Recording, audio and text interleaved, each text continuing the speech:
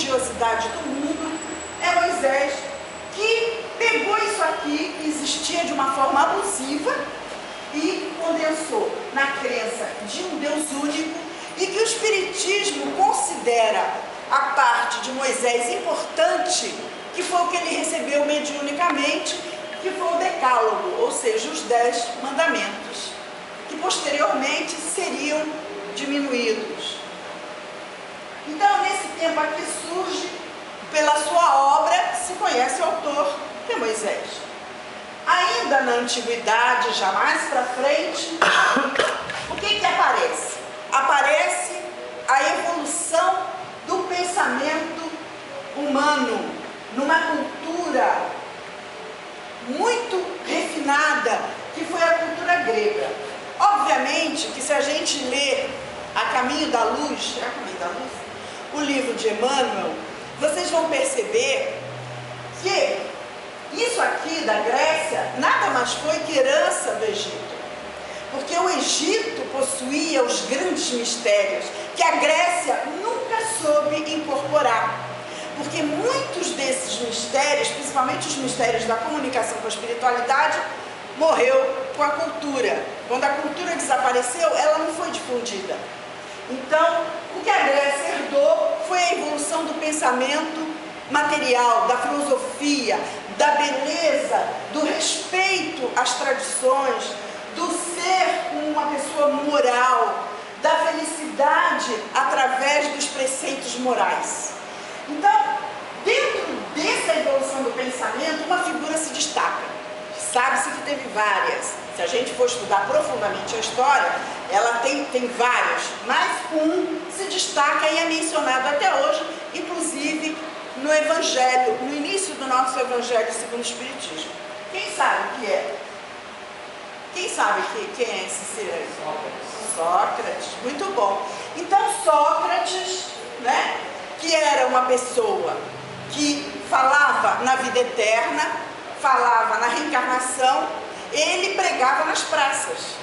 Ele gostava de conversar com os jovens, com as crianças, e em função disso, ele foi dizimado por envenenamento, porque ele afrontava a política da época. Então, saindo da Idade Antiga, nós chegamos na Era Cristã. O Tempus Era, teve muitos outros pensadores, outros revolucionários, porém, nós não vamos nos fixar, porque não daria para a gente falar de tudo. Então, a gente pipocou alguns luminares que, pela ciência atual, pelo nosso processo histórico, e eu estou me referindo só à história da parte do Ocidente. Eu não mexi no Oriente. Tá? Não toquei no Oriente, Buda, porque é outro tipo de doutrina. Se bem que eles eram também luminares que trouxeram progresso. Mas eu me apeguei no nosso Ocidente. Então nós vamos para a Era Cristã. E vários profetas nascem na Judéia. Por que escolheram a Judéia? Porque os judeus, que eram os antigos hebreus, desde muito tempo eles criam no Deus único. E todas as culturas endeusavam ainda vários deuses, e o hebreu foi firme nessa proposta de Deus único. Então, pensando nisso, vários profetas vieram anunciar uma revolução no pensamento humano. E um deles se destaca por ser o maior nascido de mulher. Quem sabe? O primeiro que anunciou Jesus, que era o ser maior nascido de mulher. João Batista. Então, dentre todos esses que vieram, a gente sabe que João Batista foi especial. João Batista era um espírito de alta luminosidade. Então, João Batista nasceu 4 ou 5 anos mais velho que Jesus. Inclusive, eles conviveram juntos, ainda na idade da adolescência. E João Batista veio preparar a vinda de Jesus, com muitos anunciar a vinda do Cristo, né?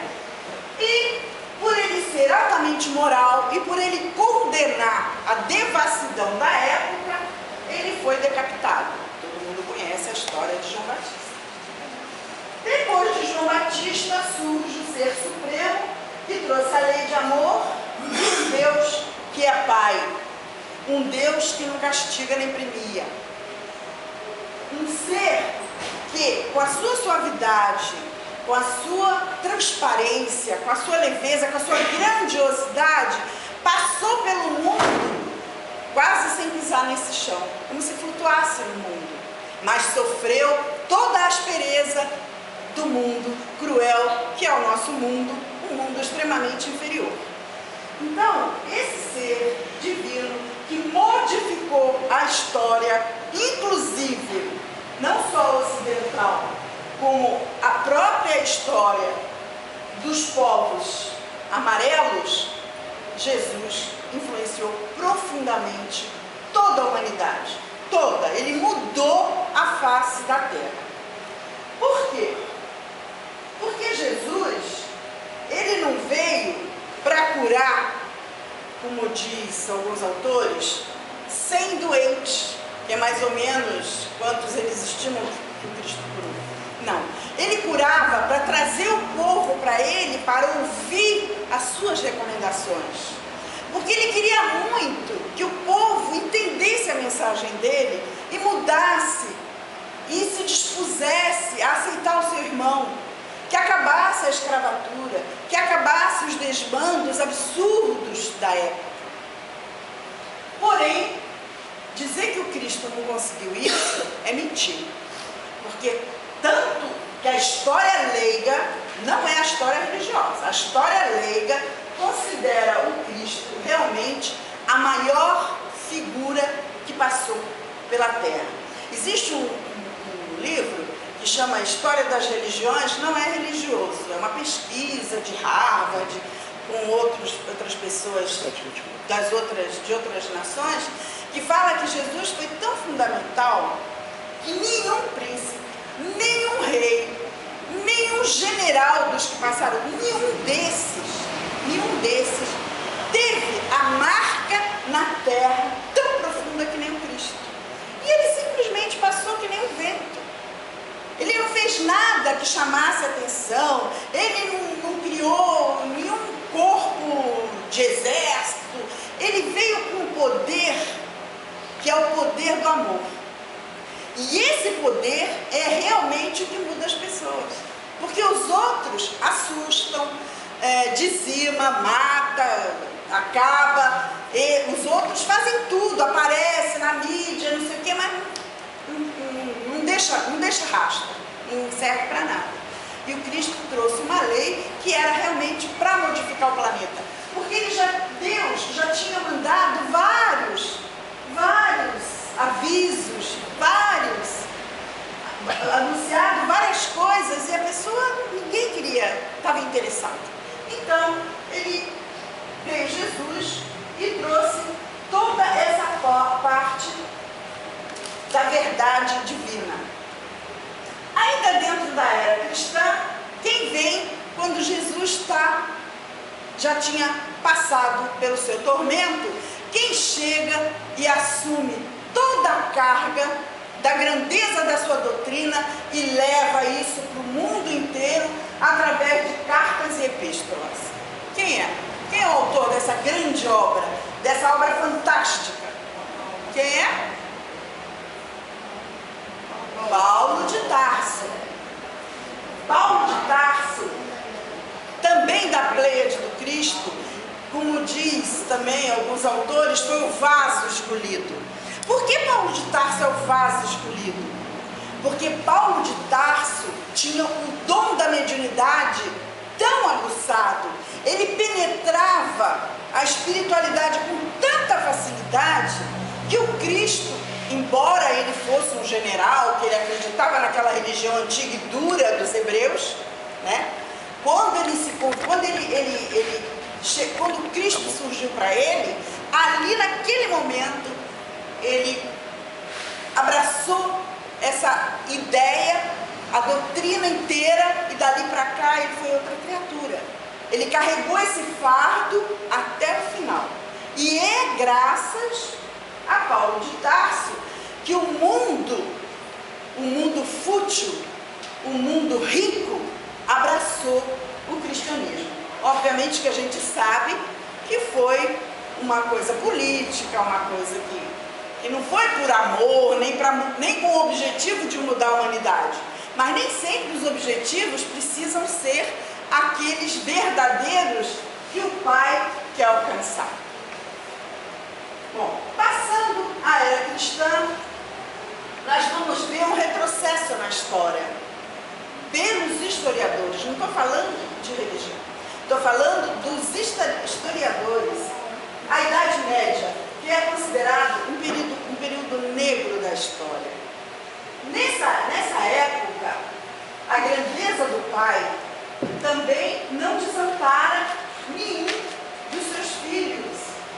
Em pleno período negro, em pleno período de violência, proibição, barbárie das piores, muitas pessoas, inclusive, que possuíam mediunidade, ou que eram chamadas bruxas, ou que tinham qualquer dom que transcendesse a matéria, eram queimados vivos. Qualquer pessoa que não concordasse com qualquer item da igreja era queimado vivo. Então é um período em que a história, quando algum historiador apresenta, parece que o tempo parou. Mas na realidade, nós temos a condução suprema de Deus. E como nós temos a condução suprema do Pai, então obviamente que a história não parou. A história continuou. E vem dentro da igreja, dentro dos cânones da religião dura, surge um homem que contesta, um dos primeiros que contesta, e que ele diz que Deus é a medida da lei e da virtude. E ele começa a se pronunciar. Esse aqui eu acho que ninguém vai lembrar muito. Alguém? Estuda aí. Santo Agostinho. Foi um dos primeiros que veio em plena era da violência e da dureza de corações. E em seguida nós vamos ter um revolucionário que também dentro da igreja contesta todo aquele ensinamento, provoca a ruptura e abre espaço para uma nova era. Esse quem é? Quem sabe? Martinho Lutero. Martinho Lutero, ele era dos cânones superiores da igreja. Mas ele começou a ver tanto absurdo, e uma das coisas que mais incomodava Lutero era que nessa época os evangélicos eram discutidos. Só os grandes da igreja, os cônegos, aquela cúpula é que tinha acesso a ler e a interpretar o evangelho. O povo tinha que aceitar o que eles diziam. Então aquilo começou a incomodar Lutero. Começou a incomodar, ele tentou, né? Ele era da cúpula, ele tentou negociar, tentou se impor, mas não teve jeito. Então, como ele era uma pessoa forte, por isso que a gente às vezes tem que entender que nem toda mudança vem de um revolucionário de fora. As grandes mudanças vêm de dentro do próprio sistema. Até eu vou contar uma coisinha para vocês, que eu tenho uma neta que ela, de repente, resolveu fazer direito. E aí ela é meia revolucionária, ela ia fazer jornalismo, muito livre, negócio de teatro, não sei o que. Aí, de repente, ela falou, vó, o que você acha de eu fazer direito? Eu falei, eu acho ótimo e tal.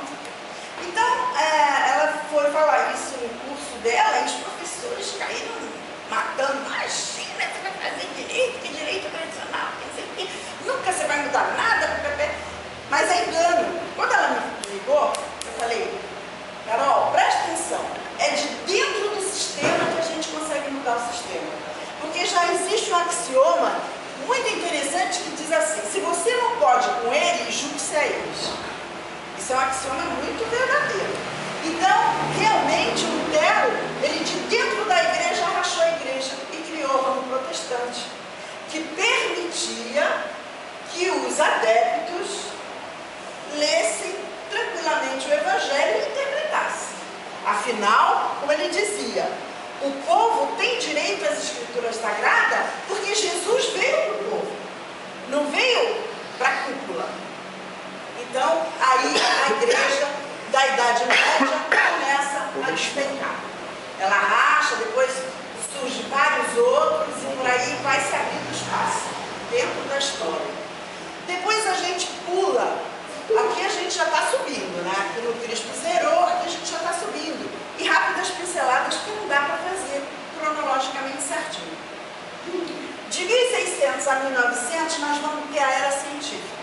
Obviamente que entre essas eras aconteceram muitas coisas, apareceram grandes luminares que trouxeram a sua contribuição, mas não dava realmente para pegar. Então daqui, essa era científica, a era de 1600, parece que Deus ficou tão aborrecido com a Idade Média, que ele falou, sabe o que mais? Eu vou mandar uma pleiade de cientistas, vou mandar grandes cérebros, gente de moral, que vai revolucionar essa terra. E essa era aqui, que vem juntamente, vem Newton, vem Galileu, que descobre o telescópio, que descobre que a Terra, que o Sol é o centro da Terra, e daí e muitos outros. E nós incluímos até o nosso aqui, ó, o que descobriu o avião. Né? Até ele veio nessa época também, afinal o Brasil contribuiu também nessa era científica, como não? Então essa era aqui, vários cientistas vieram e começaram a contestar tudo e a provar tudo por A mais B. A ciência ganhou um impulso tal que só se aceitava o que se podia provar. O que não se podia provar, ninguém nem discutia, não se aceita e pronto. É caso fechado. Então o que acontece? Dentro de 1600, quando nós chegamos a 1800, que tudo já estava, aqui inclusive tem o Einstein, que traz a psicanálise, que prova o interior, desculpa, não é Einstein, é Freud, que prova o interior, vamos estudar o interior, começa a descoberta, vamos se voltar para dentro do homem, vamos descobrir o que ele pensa, o que ele faz. Então, foi uma revolução. Nesse contexto revolucionário, o que acontece? Os espíritos desencarnados, provavelmente muito interessados na Terra e provavelmente sob o comando de uma mente vigorosa e superior, começou o quê? A pipocar no mundo inteiro. Dentro dessa fervilhação de cultura e de ciência, os espíritos começaram a surgir em vários tempos, em vários locais. Então, o que aconteceu? Disso tudo que surge, aparece vários cientistas também que começam a se interessar por esses fatos. Os cientistas começam a buscar respostas para esses fenômenos. Fenômenos tão importantes, que começou a chamar a atenção da sociedade rica. Então os cientistas foram estudar. Então nós temos algum Bosano, Flammarion e muitos outros, que foi tudo dessa data de 1800. Dentre isso tudo, surge uma criatura, um simples professor, mas uma mente enobrecida, uma mente extremamente vigorosa, uma mente acostumada à ciência, ao saber, que trouxe para a gente o desvendar de tudo isso aqui, de todo esse mistério. O que era esse mistério, esse pipocar? Vamos desvendar esse mistério. Então, ele se reunindo com todos esses cientistas, por carta, por comunicação, nessa época a comunicação era difícil, mas ele desenvolveu um método e se comunicando com todos os outros, ele chegou à conclusão que nós temos que ter uma fé que só é aquela que pode enfrentar a razão face a face em todas as épocas da humanidade. Todos nós sabemos quem é. Sabemos? Quem é? Allan Kardec. Então, Allan Kardec surge, né, e pega todo esse conhecimento a partir de Newton, a partir de Galileu, tudo isso aqui ele pega, estuda profundamente, começa a observar esse pipocar dos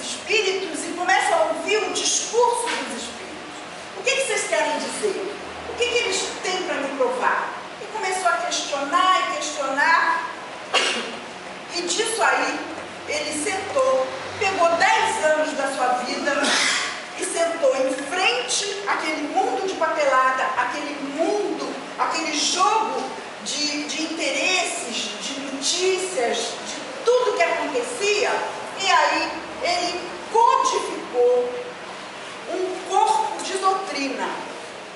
Esse corpo de doutrina é revolucionário. Eu estou lendo um livro da Sueli Schubert, que ela fala, como o Espírito da Verdade falou, que a doutrina espírita é a doutrina mais revolucionária que surgiu sobre a face da Terra. O processo da sua revolução é um processo que ele está sempre em ascensão, nunca ele cai. Ele vai em ascensão lenta, mas com uma profundidade tal que o Espírito da Verdade disse que vai chegar o tempo, que não está longe, em que todos vão chegar nisso. Por quê? Primeiro, porque é a verdade absoluta. E segundo, porque Deus assim o quer. E quando Deus assim o quer, não há força que impeça. Então, a gente vê a revolução do pensamento humano dentro da doutrina espírita. E essa revolução, ela tem duas faces. Que nós, que somos os espíritas, ou seja, nós que somos aqueles trabalhadores de última hora, que acabamos de chegar, que não nos encaixamos em nenhum outro conceito religioso, ou por indisciplina, ou por rebeldia, ou por orgulho, ou por egoísmo, enfim, seja por que for, nós somos aqueles que não encaixamos. Já passamos por todos esses outros conceitos religiosos e nenhum nós ficamos. Todos nós rejeitamos. Então nós somos realmente aqueles que devemos pôr a mão na charrua, como disse Jesus, e não olhar para trás. Porque se você olhar para trás, você desiste. Por quê? Porque o processo é doloroso. Todo processo de crescimento é doloroso. Exige o quê? Dedicação, sacrifício, estudo, análise. Tudo isso que nós, como somos espíritos extremamente inferiores, odiamos. Nós odiamos disciplina, nós odiamos estudar, nós odiamos ficar fora da bagunça da nossa própria população, porque nós somos filhos da Terra. Então nós somos aqueles espíritos rebeldes. E aceitar essa disciplina férrea que o Espiritismo nos leva e nos conduz é difícil. Então a gente pode partir a doutrina em duas faces. Uma em que a gente se apega no aspecto dela só da materialidade. Então nós vamos construir hospitais, a gente vai construir creche, a gente vai fazer a caridade. Segundo Paulo de Tarso, nós vamos ajudar, nós vamos fazer tudo. Mas a gente vai negar a parte espiritual. Por quê? Porque a parte espiritual é aquela parte que cutuca na tua ferida todos os dias. Então, tem esses espíritas que vocês podem ver. Eles fazem obras fantásticas, mas eles negam, ou não se apegam, ou, enfim, não querem saber do cerne da doutrina espírita. A doutrina espírita surgiu por quê? Por causa dos espíritos. Se a gente não se comunicasse com os espíritos através da mediunidade, a gente não tinha a doutrina espírita, porque os espíritos acreditaram na doutrina. Então a doutrina, ela é um corpo único. E o verdadeiro espírita é aquele que consulta o seu mentor, que sabe as rédeas.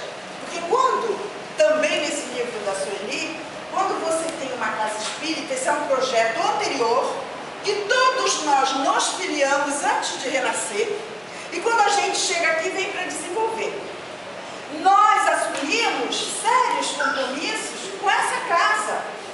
Porém, o grande baluarte da casa espírita não somos nós. Não é a direção material, é a direção espiritual com quem nós assumimos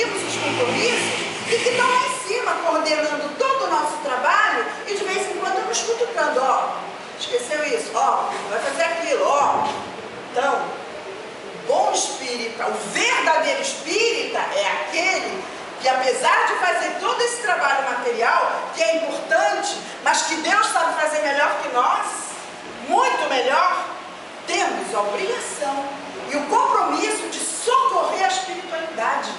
Que se a dor na terra é grande, a dor na espiritualidade é centuplicada que temos de dor na terra. Se vocês veem na terra criança pedindo e sofrendo, vocês vão ver milhares de espíritos presos na lama, a vampirizadores, a sanguessugas cruéis que condenam, por isso que a gente tem essa noção do céu e inferno, porque todos nós já fomos esses espíritos, já tomamos uma chibatada lá, porque nos envolvemos com a baixa espiritualidade. Então, nós temos o compromisso sério com a espiritualidade de fazer o trabalho completo. Nós temos que ter as duas faces do trabalho, porque a doutrina, ela não se desmembra. Ela é um todo, único, é um bloco forte, é um bloco completo.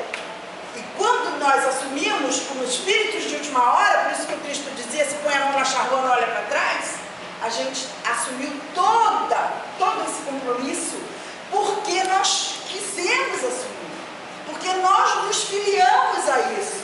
Não é porque ninguém está impedindo, não é porque Deus precisa de nós, porque Deus não precisa de nós, nós é que precisamos de Deus. Mas é porque nós assumimos esse compromisso. Então nós temos que dar conta desse compromisso, sim. E uma das coisas fundamentais do compromisso espírita é a mediunidade. A mediunidade é o pomo de Adão. A mediunidade é o crisol que nos une à espiritualidade. E que a gente dá vazão a essa nossa necessidade espiritual de receber da espiritualidade as energias que muitas vezes nos faltam. E muitas vezes a gente se sente fraco, a gente se sente debilitado. Às vezes o peso das provações são tão intensas que se a gente não manter esse liame funcionando, iluminado, aceso, vigorado, a gente tende a falir. E uma das grandes falhas do espírito é isso. Então, às vezes a gente vê autores, que eu nem cito alguns, que eu nem lembro, que falam, porque existem muitos hospitais para esse espírita, mas por quê? Porque o espírita quer pegar um corpo de doutrina tão perfeito, e segundo autores de grande cabedal de conhecimento, tão fundamental e tão complexo, que vai mudar o mundo, e queremos dividi-lo em compartimentos. Isso eu faço, isso eu não faço. Isso aqui eu faço, eu gosto, isso aqui eu não gosto. Então, nós precisamos rever nossos conceitos. Nós somos espíritas. Nós abraçamos a tarefa antes de vir para a Terra. Se eu estou nessa casa espírita, é porque eu me comprometi a estar nela há muitos e muito tempo atrás. Se a casa espírita estão todos vocês, pode ter certeza, porque nada é por acaso na vida. A grandeza de Deus não faz nada que seja por acaso. Tudo tem um encadeamento. E a nossa doutrina, ela abrange todo esse encadeamento. Então é preciso que nós, espírita, ou sejamos dentro do conceito fundamental da doutrina. Como disse o Espírito Verdade, que era o mentor de Kardec, espíritas, amai-vos, esse é o primeiro mandamento. Instruí-vos, esse é o segundo. A casa espírita tem o dever de dar o ensinamento